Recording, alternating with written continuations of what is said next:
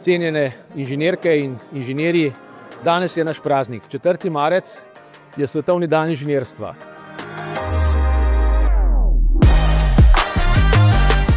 Ker vsi živimo na istem planetu, na eni zemlji in dejansko moramo gledati, a se je zdaj poraba energije, poraba fosilnih goriv, ki je zmanjšala globalno, vidimo, da ne. Podnebne spremembe so vsekakor realnost, s katero se vsak dan soočamo.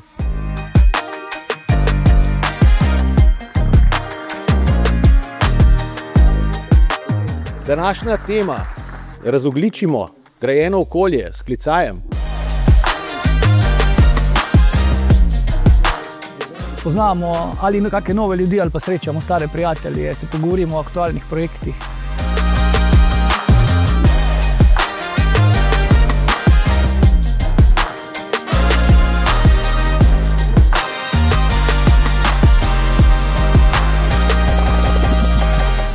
Gre za dogodek, ki se na pobudo Inženirske zbornice Slovenije dogaja enkrat letno.